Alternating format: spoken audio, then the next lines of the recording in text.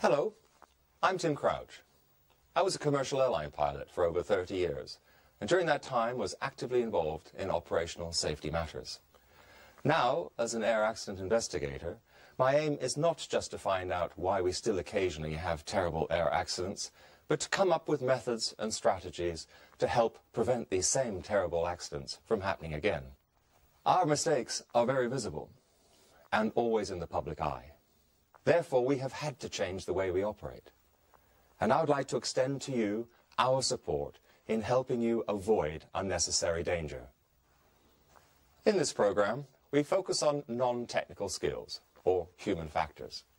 In aviation, it was only when we fully integrated matters affecting human behavior into all our training courses that we finally managed to reduce our accidents and improve our operational safety record. This series of programs is based upon real-life cases of accidents at sea. Actors may play some of the key roles, and much of what you're about to see has been reconstructed.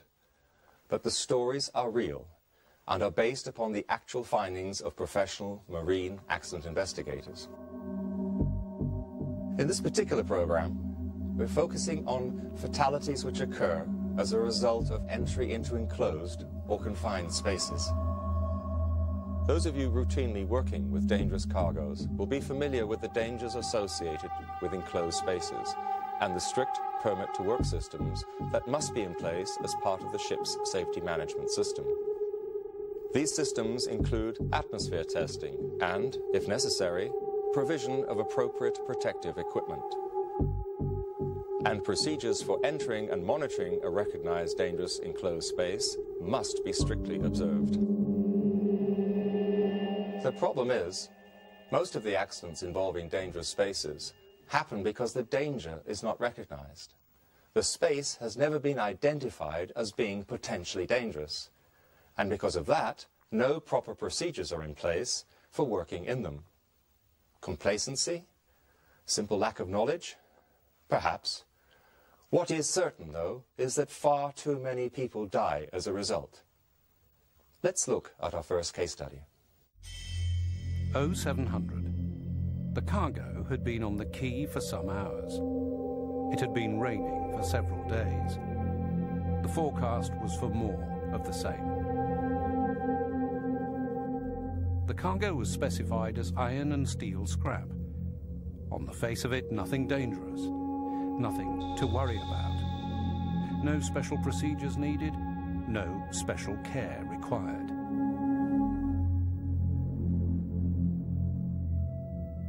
A few hours later, and with 700 tons of scrap on board, the weather was holding, but the forecast was threatening. An uneventful voyage to the next port. Another parcel of scrap was taken on board, and the vessel put back to sea. With heavy weather forecast, the master gave instructions to the crew that no one was to go forward without his or the chief mate's permission. On arrival at the final loading port, 2 ABs entered the forward locker to pass up mooring lines. It was a task they had carried out 100 times before, never a problem. The ship, now fully laden, headed for her final destination. Ahead of her, winds forecast between force 8 and 9. The master had already instructed that the ship be secured for the weather ahead. Deck vents were closed, including the paint locker and the forward store. The cargo vents were closed as a matter of routine, as were the fire dampers. The weather became even worse than forecast. The ship pitched heavily, taking water over her decks.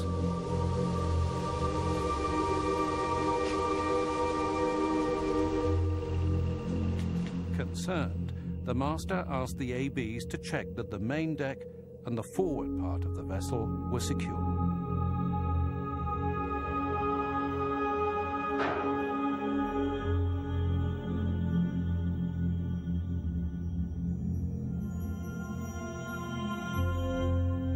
Satisfied that all was well, the master thanked the seaman and told them to stand down for the afternoon. The ABs didn't appear for lunch, but that was nothing unusual, and their food was left out for them. As far as the rest of the ship was concerned, the ABs were sleeping in their cabins. But when the two men didn't appear for dinner either, it became clear that something was probably wrong. The chief mate and watch engineer were instructed to carry out a search for the missing men.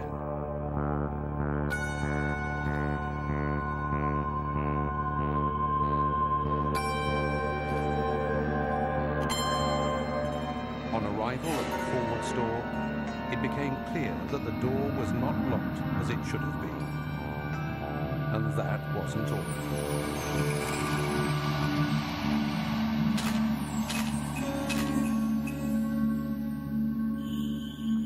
So what happened? Why did these men die?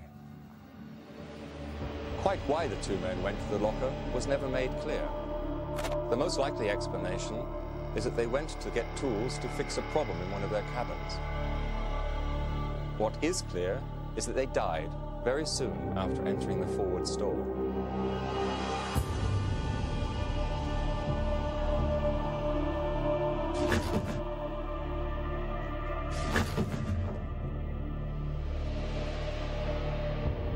The post-mortem confirmed what killed them was oxygen depletion.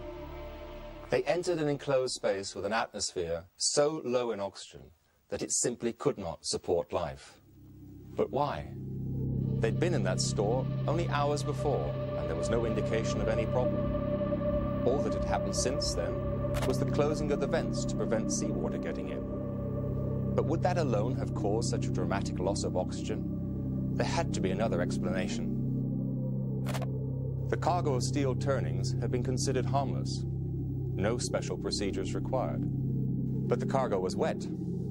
It is well known that steel turnings are, under certain circumstances, including wetness, liable to self-heat and ignite spontaneously.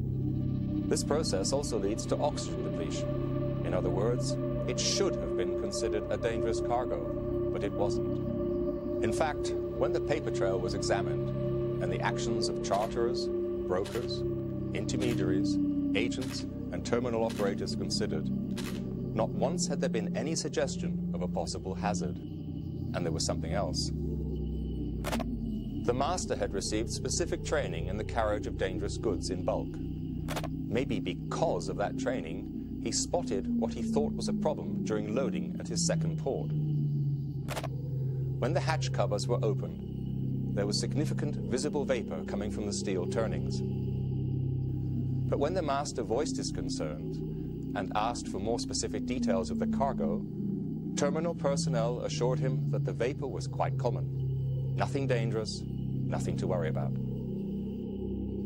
Another major factor was the cargo ventilation system, which should have dealt with any vapor. So why didn't it? Ventilation was provided at the forward and aft ends of the cargo hold.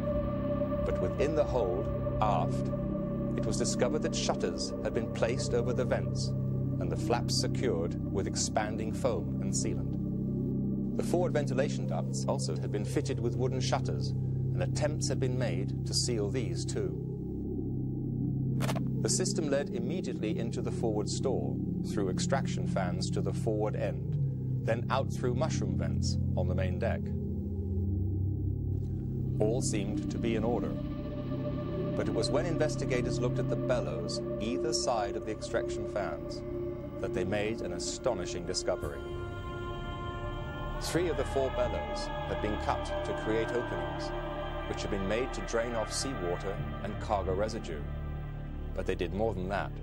They created an open airway between the store and the cargo hold. As the steel turnings heated up, the oxygen in the cargo hold was consumed. That might have been the end of it, but due to the connecting airway, there was now air in the hold, which with oxygen levels of around 6% by volume, was able to flow into the forward store. The forward store had never been considered a hazardous space, but suddenly it became one. The men were unprepared. They did not anticipate the danger, and they died because of it.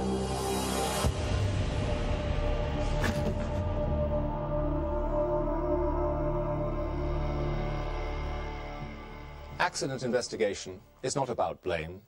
Its essential purpose is to determine the causes of accidents and produce recommendations to prevent their recurrence. So what were the main causes? The cargo was liable to self-heating. It should have been defined as such, but it wasn't. The requirements of the BC Code, the Code of Safe Practice for solid bulk cargoes, should have been followed, but they weren't. Shippers, brokers, managers and terminal operators should, between them, have ensured that the cargo was loaded in compliance with the BC Code, but they didn't. The master had received special training in the carriage of dangerous goods. Apart from being subject to the BC Code, the cargo was also defined as dangerous under the IMDG Code. The master should have known that. He should also have known that his document of compliance for the carriage of dangerous goods prevented him from carrying such a cargo. And even when the master spotted that something might be wrong, he readily accepted the assurances of others, instead of exercising his overriding authority in ensuring the safety of his ship and his crew. As in many accidents, one thing leads to another. The forward store had never been considered a dangerous enclosed space. But had the cargo been identified as hazardous, the BC Code advice would have suggested that spaces adjacent to the cargo holds could contain an unsafe atmosphere. In that situation, the master would have briefed the crew on the risks involved in entering the forward store. And that would have meant the two men were far more likely to have entered the forward store only after having taken the proper precautions. As for the ventilation system, it was clear that there were design deficiencies. Principally, the system was not capable of allowing the practical removal of seawater and cargo waste. But cutting into the bellows either side of the extraction fans compromised a class-approved system. It should never have been carried out. Worse, perhaps, is the fact that this modification was not picked up by routine inspections and audits. The system had clearly failed. In the end, what we have is a story of complacency, lack of awareness, lack of proper procedures. A story of two men who died unnecessarily, and it might have been even worse. The chief officer was the first to discover the two men lying at the bottom of the forward store. His experience, his training, should have stopped him from entering, but it didn't. As we have already established, the forward store was not and never had been considered a dangerous space.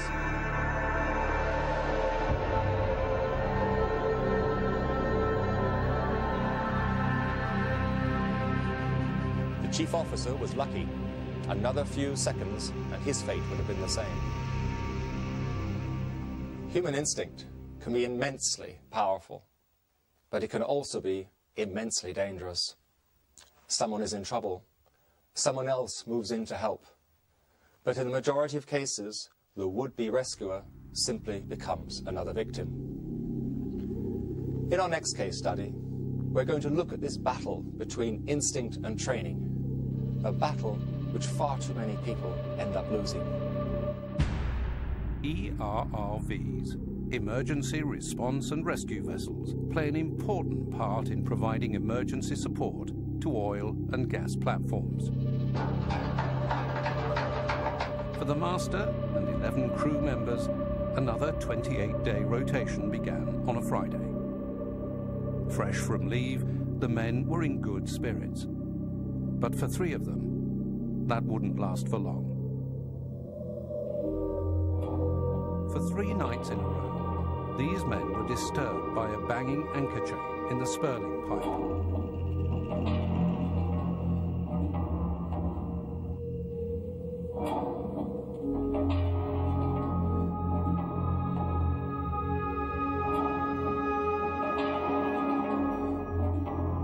On this particular morning, it was agreed that something had to be done. Barnes was 40, Solanke 38, and McWilliams 57. All had been with the company for a number of years. All were experienced seamen. McWilliams joined the master on the bridge to take the watch. He mentioned the problem with the anchor chain and told him that the other 2 men had requested permission to sort the problem out. The master agreed, although it was never made clear that the master knew exactly what he was agreeing to. In any event, no instructions were given. A few hours later, Barnes and Solanki set off for the chain locker. All they carried with them was a VHF radio.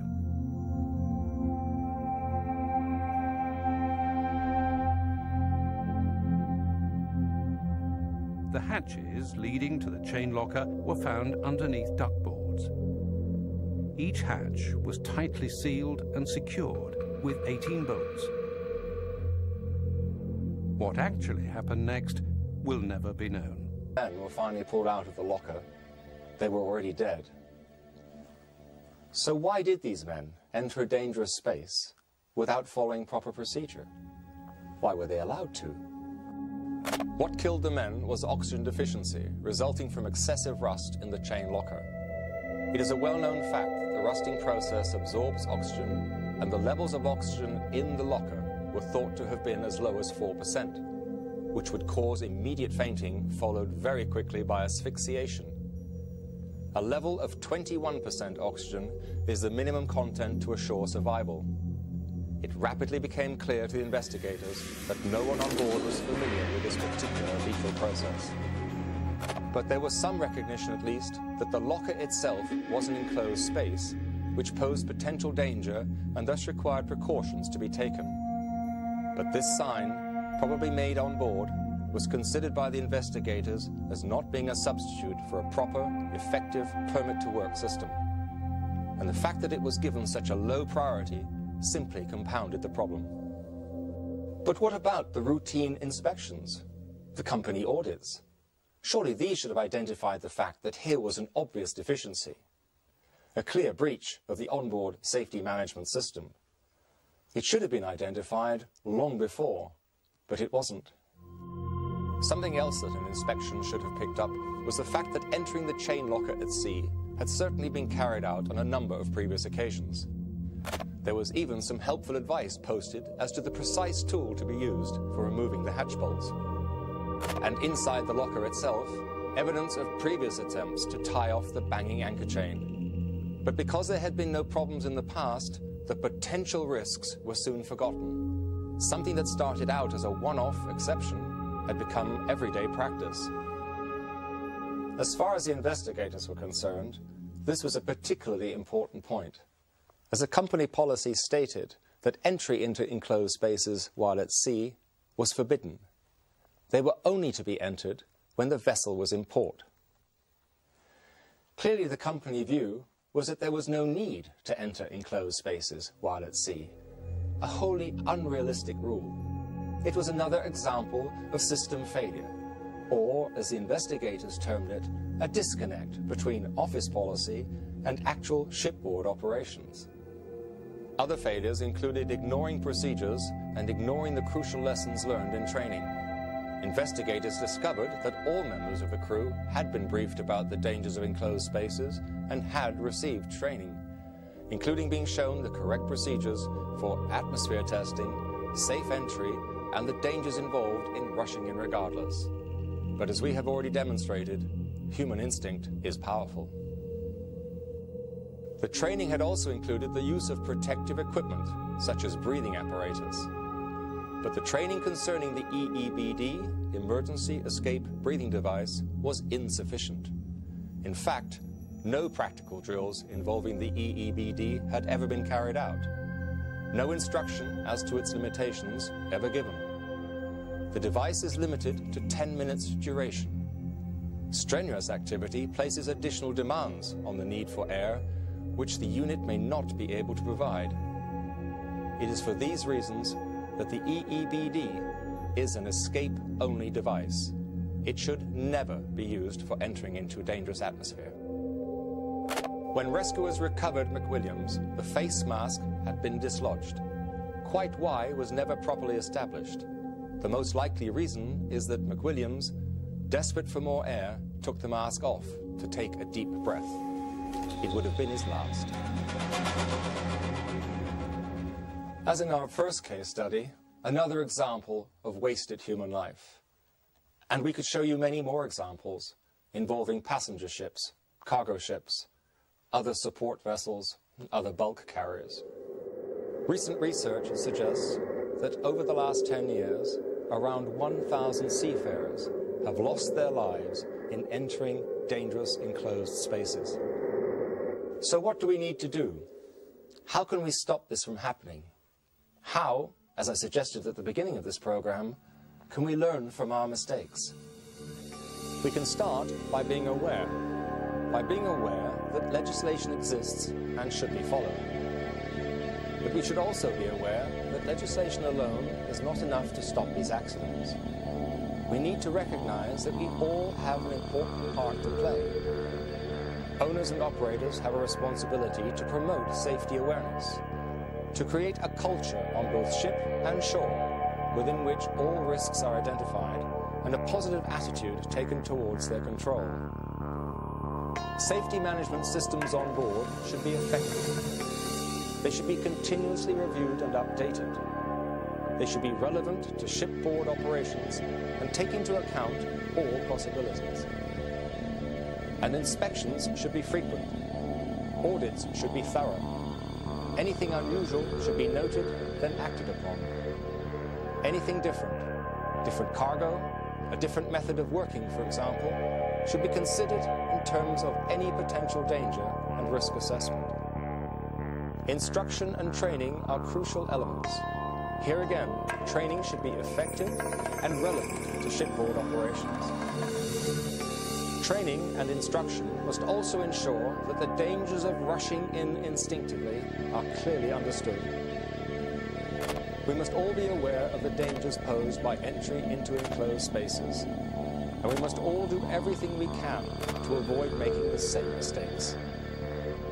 While the procedures required may be complex, we should remember, procedures protect.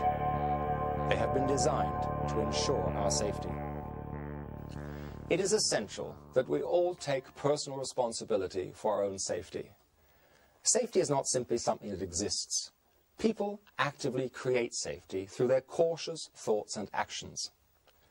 The human is very resourceful, and this is the individual role we all play in ensuring safe operations from the boardrooms to on board our ships. It means being constantly aware. It means questioning and speaking up if we sense something is wrong. If we are uncertain, it means following that uncertainty through. It also means looking out for the safety of others.